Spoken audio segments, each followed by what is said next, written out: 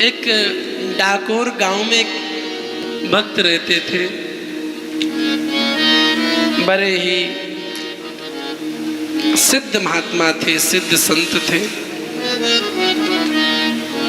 नाम था रामदास जी महाराज। बड़ी प्यारी चर्चा है, याद आ गई, आप जरूर सुनो ध्यान लगा के। रामदास जी महाराज डाकोर से द्वारकापुरी आते थे। रोज हर एकादशी को रात में जागरण करते थे और भगवान का भजन करते थे। ये नियम रोज का उन्होंने बनाया, हर महीने का। एक बात बताऊं, कोई भी एक नियम अगर आप लगातार 12 वर्ष तक मनाते हो तो भगवान तुम्हें साक्षात दर्शन देंगे। भले एक पत्ती चढ़ाओ, लेकिन 12 वर्ष तक नित्य होना चाहिए। जिस समय पर चढ़ाओ उस समय पर चढ़ाओ।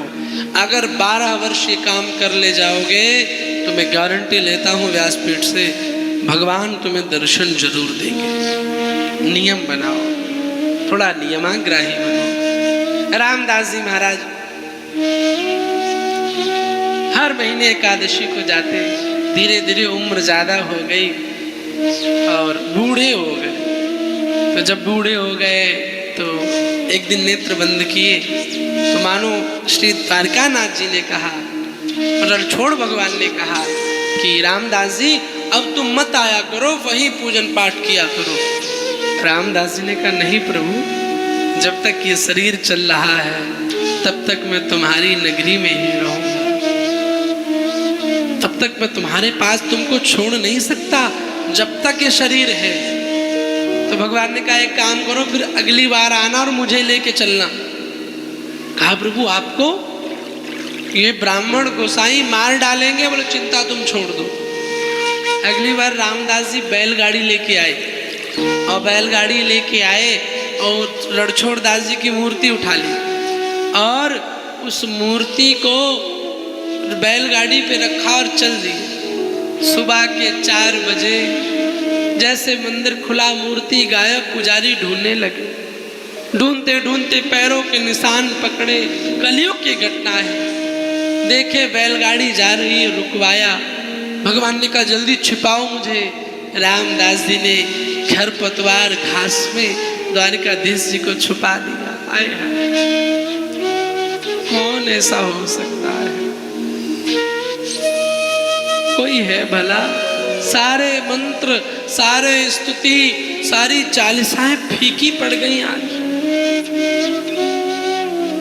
घास फूस में भगवान को छिपा दिया, मिट्टी के खेत में। पुजारियों ने कहा, मेरी मूर्ति चुरा के लेके जा रहा है। रामदास जी ने कहा, नहीं, ऐसे नहीं मानेगा, कोड़े बरसाओ। हजारों कोड़े बरसाए। रामदास की पीठ पर एक भी घाव नहीं। जब मूर्ति हटाई तो क्या देखा? ठाकुर जी की मूर्ति से रक्त बह रहा है, खून बह रहा है। रामदास जी चरणों में गिर गए, प्रभु आपने मेरा दर्द स्वयं ले लिया। कौन दुनिया का साथी ऐसा साथ निभाएगा? कौन ऐसा है तुम्हारा रिश्तेदार जो तुम्हारे लिए ये करेगा? कोई नहीं करेगा, सिर्फ मेरा। आ जाओ। एक